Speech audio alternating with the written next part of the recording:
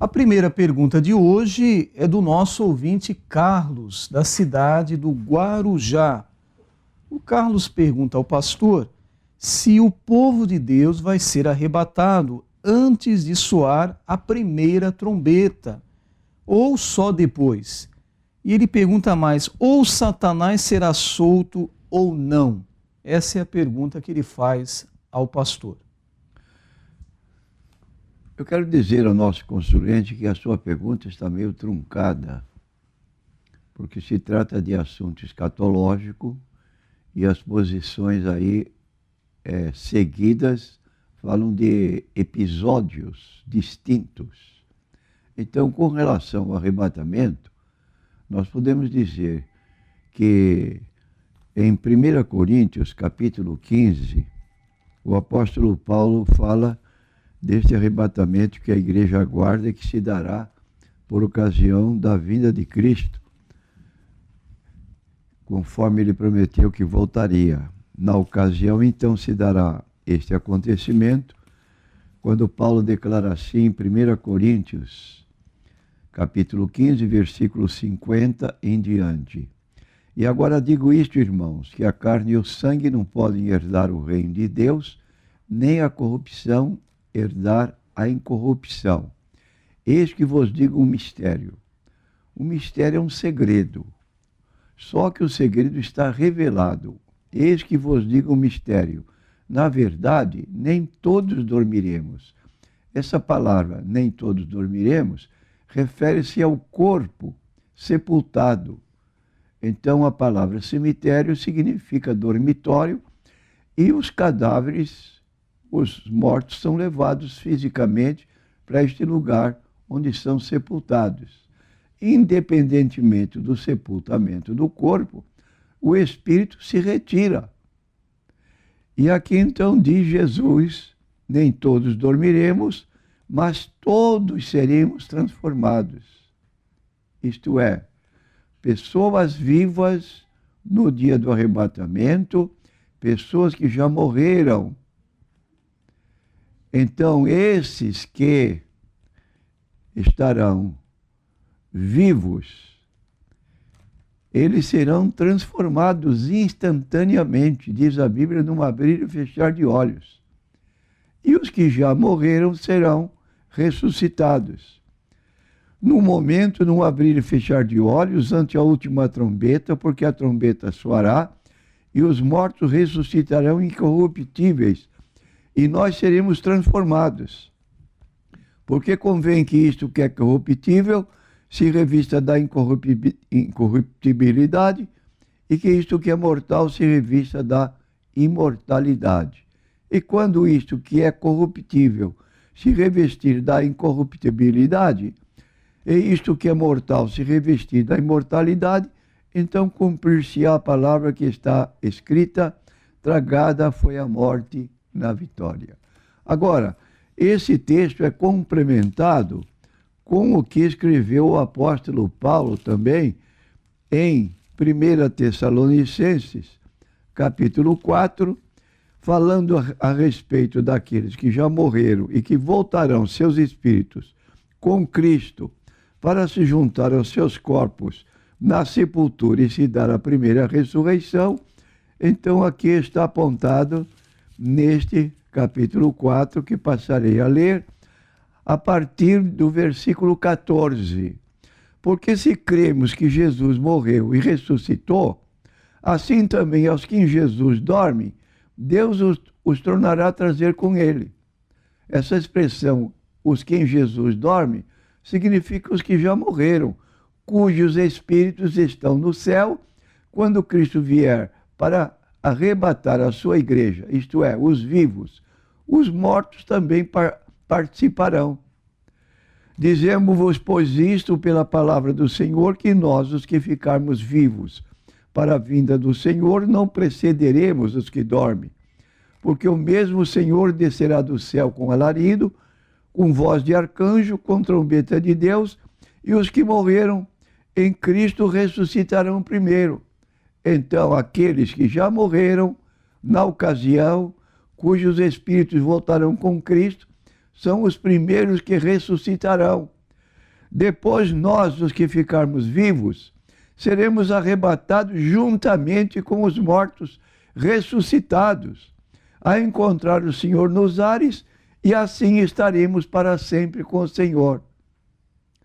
Esta é a expectativa dos cristãos que estão aguardando a vinda de Cristo para um dia que não sabemos, dia e hora ninguém sabe, mas se dará quando Cristo então trouxer os espíritos dos que já morreram antes, se juntarão aos seus corpos, se dará a primeira ressurreição, os vivos seremos transformados e todos em corpos glorificados, subiremos ao encontro do Senhor nos ares e aí estaremos com Ele para sempre.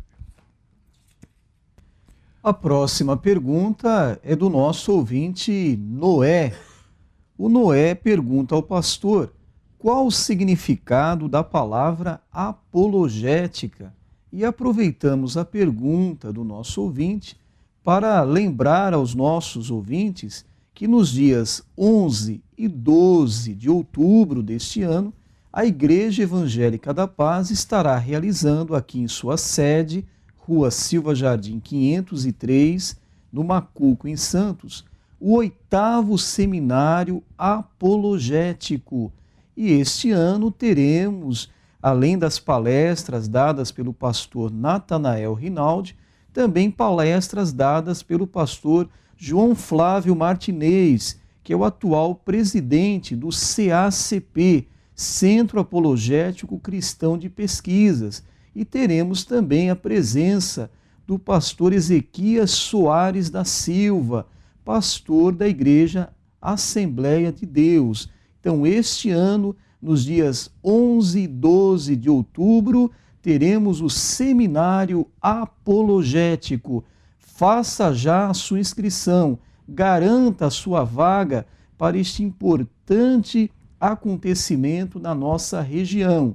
Ligue 3222-4337. Pastor, o que significa a palavra apologética?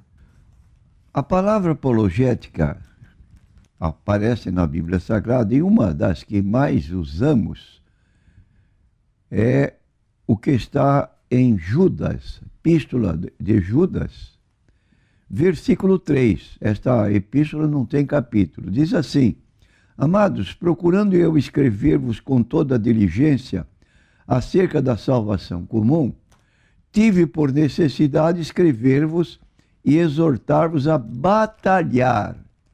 Batalhar. Essa palavra, batalhar, é a tradução da palavra grega apologia, que em português nós pronunciamos apologia.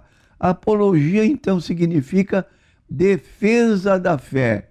Defender a fé contra as heresias. Então, nós temos hoje o que havia nos dias de Jesus. Havia a seita dos saduceus, pessoas que não criam na existência de anjos, que não criam na existência da ressurreição.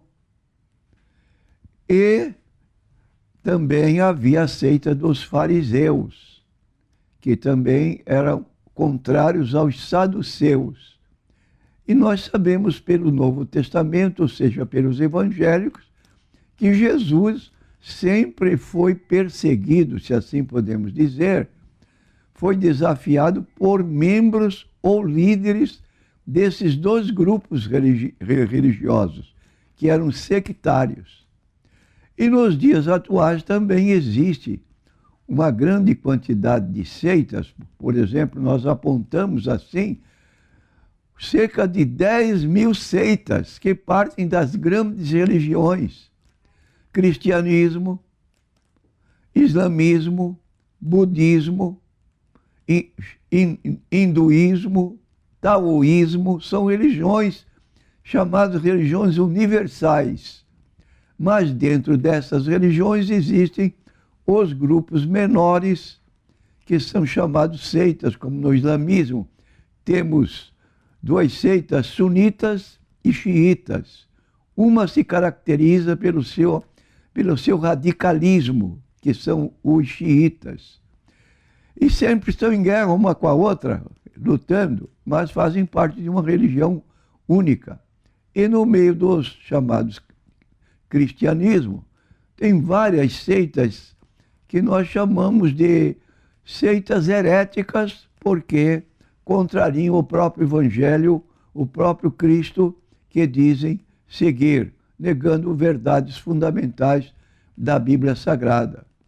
E nós, então, precisamos agir, como disse Paulo, que ele tinha sido posto por defesa da fé, lutando contra os heréticos dos seus dias. E o que nós também aqui na Igreja Evangélica da Paz, nós procuramos também ajudar nossos ouvintes, porque notamos, desculpe a nossa colocação, mas há uma indiferença tão grande por parte dos líderes das igrejas evangélicas, que embora a atividade deles no campo do evangelismo, eles estão enchendo as seitas, os templos ou as casas dos sectários. Por quê?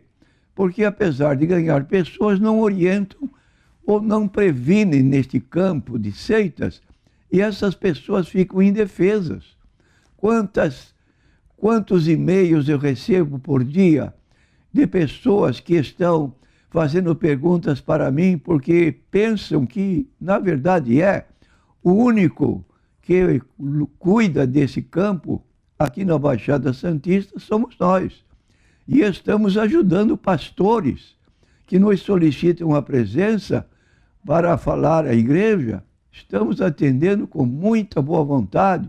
Estivemos na Praia Grande fazendo isso por 2 domingos seguidos.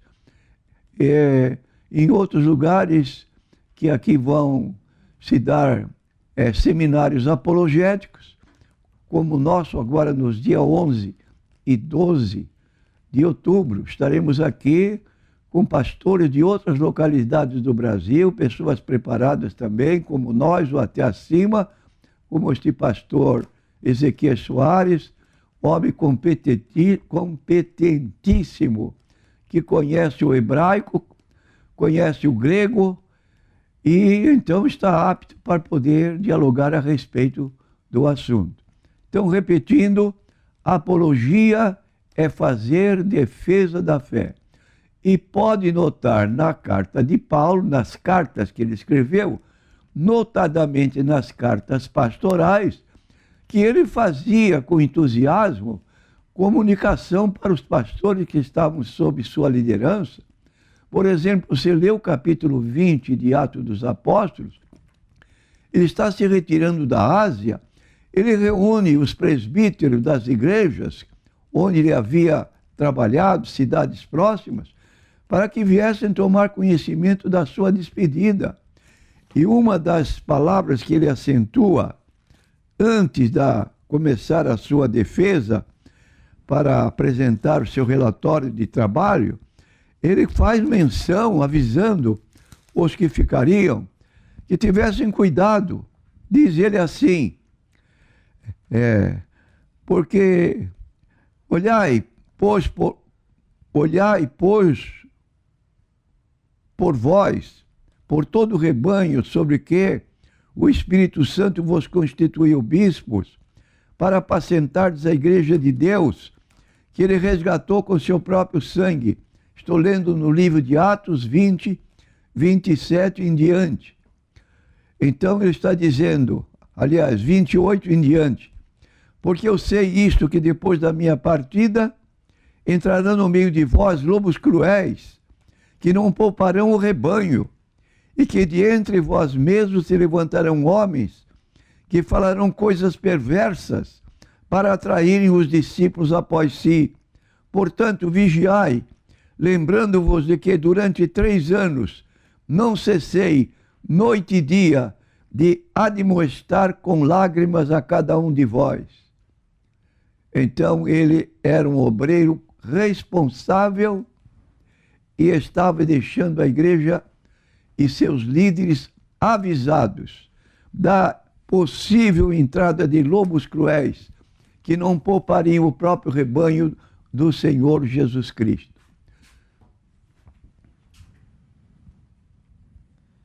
A próxima pergunta é NQI, pastor, e é sobre o adventismo do sétimo dia, essa seita atuante dos nossos dias. E, infelizmente, por falta de conhecimento, como o senhor falou, muitos irmãos em Cristo estão chamando os adventistas de irmãos. Pastor, o que o senhor pensa disso? Os adventistas do sétimo dia são nossos irmãos em Cristo, pastor? É o que eu disse, é a ignorância a respeito do que as seitas ensinam. Se você disser que nós somos, aliás, se eles nos disserem que são nossos irmãos, ou nós dissermos que eles são os nossos irmãos, nós estamos errando gravissimamente. O adventista age diferentemente das testemunhas de Jeová. Por quê? Porque as testemunhas de Jeová, nesse particular, são umas francas. Chegam e declaram quem são eles. E vão logo atacando a nossa forma de crer. Mas o adventista tem até um livro para orientar como é que os adventistas devem falar com os crentes. Você vai conversar, por exemplo, com um crente batista, deve se fazer como se fosse um irmão batista. Nada de comunicação, de diferenças religiosas. Deve conversar com ele sobre Jesus, deve falar um pouco a respeito da Bíblia, vagamente, estabelecer esse contato inicial, e depois, então, que a pessoa evangélica estiver bem irmanada com esse adventista, agora ele tira a capa e vai fazer a primeira pergunta, que sempre é a mesma. Você guarda a lei de Deus? O crente, ingenuamente, não sabe que está entrando num caminho para um laço. Não foi orientado. Ele diz, sim, guardo a lei de Deus. Vem a segunda pergunta. Você guarda o sábado? Esse crente vai responder assim, não guardo o sábado. Ah, diz o adventista, então você não sabe que quem guarda a lei e quebra o sábado está pecando contra toda a lei? E daí então se inicia o caminho do encaminhamento dessa pessoa para os estudos que eles também ministram baseado nos seus livros. Ora, qualquer pessoa sabe que a lei de Deus, dada por Moisés, era uma lei que não tinha só 10 mandamentos. A lei de Deus tinha e tem 613 mandamentos. Se tem 613 mandamentos, os adventistas dividem essa lei em duas leis, dizendo que uma lei é moral e a outra é cerimonial, e que a lei moral são os 10 mandamentos. Logo, estando o sábado dentro dos 10, ele entende que o sábado é um preceito moral, mas absolutamente. Guarda de sábado é um preceito cerimonial. Consequentemente, todos os preceitos cerimoniais da lei, com 613 mandamentos, deixaram de vigorar, como Paulo apresenta em Colossenses capítulo 2, versículos 14 a 17. Eu quero ler para o meu ouvinte, só para não deixar o assunto incompleto. Mas diz aqui o apóstolo Paulo, nesta carta, Colossenses capítulo 2, versículos 14 a 17, nós lemos: havendo riscado a cédula que era contra nós nas suas ordenanças. De que Paulo está falando? De toda a lei.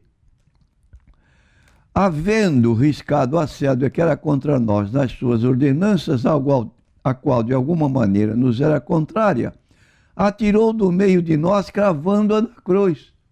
Então não importune ninguém com preceitos que fazem parte do antigo pacto, da antiga aliança. Diz então o versículo 15, e despojando os principados e potestades, os expôs publicamente e deles triunfou sim mesmo. Então a vitória de Cristo na cruz foi uma vitória contra as hostes infernais. Foram derrotados. Hoje o diabo vive como como um animal que se esperneia, dando os últimos suspiros, porque o fim dele já está apontado no livro do Apocalipse 20, versículo 4. Aliás, versículo 10. O diabo foi lançado no lago de fogo, onde estão a besta e o falso profeta, e de dia e de noite serão atormentados para todo sempre. Portanto, ninguém vos julgue pelo comer. Havia comidas que eram proibidas, nem pelo beber, nem por causa dos dias de festas, eram os chamados sábados anuais, festa da Páscoa, Pentecoste, trombetas, expiação, tabernáculos, primeiro e último dia. Cristão não é judeu, não celebra dia de festa, nem lua nova, dias sagrados mensais e sábados semanais. São sombra das coisas futuras. E o sábado trazia para nós apenas a lembrança do descanso que Jesus veio trazer, conforme Mateus 11, 28 e 30. Então aí está uma pequena explicação que nós damos. Agora, o que o adventista não diz para você é que ele não se vale só da Bíblia. Ele cita a Bíblia para você, mas ele escreve que o que Ellen Good White escreveu tem tanto valor inspiracional quanto tem os escritores da Bíblia. Então, o que Ellen White escreveu tem valor igual da Bíblia. Tanto faz você ler a Bíblia como um livro que ela escreveu, é o mesmo caso. Agora, o que você diz na Bíblia em 22 do Apocalipse, versículo 18? Eu testifico a todo aquele que ouvir as palavras deste livro, que se alguém acrescentar alguma coisa, Deus fará vir sobre ele as pragas que estão escritas neste livro. Então, cuidado, porque a orientação dos adventistas não é tirada só da Bíblia, é tirada dos livros de Ellen White. E isso é adição à Bíblia Sagrada. E nesses livros dela, ela revela coisas que não estão na Bíblia, e eles aceitam. Você pode aceitar que Jesus e Miguel é a mesma pessoa? Isso é outro Jesus. Você pode aceitar que Jesus tinha uma natureza pecaminosa, caída? Você pode aceitar que Jesus não concluiu a obra da redenção na cruz? Que vai voltar para concluir? Você sabe que Jesus não é advogado, não é mediador, porque agora ele está fazendo o trabalho de juiz, fazendo juízo investigativo para saber se alguém está guardando o sábado para poder ter salvação. Não são doutrinas bíblicas. Jesus deu na cruz o brado, está consumado. Estamos com a obra de Cristo completa e nós dizemos que temos pecados cancelados, não perdoados. E o adventista, então, quando morre, tem que dormir na sepultura porque não tem mais nada. Só depois do juízo investigativo é que ele vai saber se está salvo ou está perdido. Agora, Cristo traz salvação presente. João 5, 24. Quem ouve a minha palavra e crê naquele que me enviou, tem a vida eterna. Não entrará em condenação, passou da morte para a vida. É o que Jesus oferece para você, meu prezado ouvinte, oferece para mim. Todos nós somos pecadores, nós merecemos a condenação eterna, mas Cristo veio salvar. A obra principal que trouxe Jesus a este mundo foi a salvação. O Filho do Homem veio buscar e salvar o que se havia perdido. Ninguém se salva por outro meio, só se salva por Jesus. Crê no Senhor Jesus Cristo, serás salvo, tu e a tua casa, a tua família. Atos 16, 30 e 31. Pastor, entre as perguntas capciosas que os adventistas fazem quando eles abordam os irmãos em Cristo, entre elas, eles dizem que o Senhor Jesus guardou o sábado e que nós devemos também guardá-lo, pastor. O que responder? Responder que Jesus não guardou apenas um sábado. Ele veio com o propósito de guardar toda a lei. Como diz Gálatas 4, versículo 4, na plenitude dos tempos, Deus enviou seu Filho, nascido de mulher, nascido sob a lei, para salvar as pessoas. Então, quando diz sob, debaixo da lei, da obrigatoriedade da lei, para cumpri-la em nosso lugar, de modo que nós estamos livres, porque Jesus nos justificou pela fé que temos nele, como diz Romanos 5, versículo 1. Justificados, pois, pela fé, nós temos paz com Deus por Jesus Cristo. Então, toda a lei foi cumprida em Jesus e nós estamos livres dela. E quero dizer, repetindo, que Jesus não guardou só o sábado. Jesus foi circuncidado. Nós lemos aqui na Bíblia, capítulo 2 de Lucas, que mais que Jesus fez? Jesus entregou ofertas ao sacerdote pela purificação, guardou a festa da Páscoa, as demais festas judaicas ele também guardou. Agora, quando ele morreu, inaugurou uma nova aliança e revogou a primeira. Em João 19:30 é a passagem bíblica quando diz que Jesus tomou vinagre e disse: está consumado.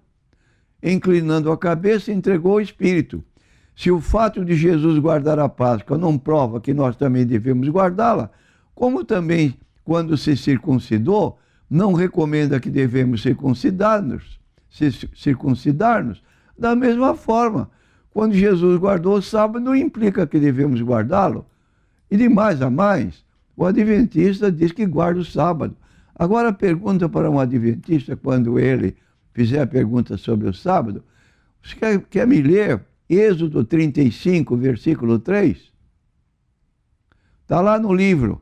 Não acendereis fogo em nenhuma das vossas moradas no dia de sábado. Agora pergunta para ele, você acende fogo na sua casa no dia de sábado? E espera a resposta. Ele diz que guarda o sábado, então espera a resposta, para ver se ele guarda. Você vai notar a sutileza de poder dizer guarda o sábado, perguntando para quem parece que não examina a Bíblia, mas quando você conhece e faz a pergunta relativa, 35 e 3 de Êxodo, vai ver o que ele responde. Ele titubeia, eu só esquentei a comida. Não importa, você acendeu fogo. Você não deve nem andar de carro no dia de sábado. Por quê? Porque a ignição do motor aí é acender fogo. Você tem que deixar no dia de sábado. Mas quem é que deixa? A próxima pergunta é da nossa ouvinte Regina. Ela pede para o pastor explicar sobre Mateus capítulo 6, verso 13, a oração do Pai Nosso ensinada pelo Senhor Jesus, que nesse verso 13 ele diz: e não nos induzas à tentação, mas livra-nos do mal. Ela quer que o pastor explique este versículo, por favor. Eu quero dizer à nossa consulente que essa palavra não nos induzas não aparece em todas as traduções da Bíblia. Há citações diferentes, que Deus nos defenda das tentações. Este é o sentido da palavra, porque Deus não tenta ninguém. Toda tentação é humana. Está escrito na Bíblia Sagrada. Logo, não podemos admitir que Deus possa conduzir uma pessoa à tentação. Então, nós temos na Bíblia Sagrada, em 1 Coríntios, capítulo 10, nós lemos a declaração que diz o seguinte: Diz o texto: não veio sobre vós tentação senão humana. Então, não veio sobre vós tentação senão humana. Quer dizer, só somos tentados por nós próprios, quer dizer, por nossa vontade pessoal.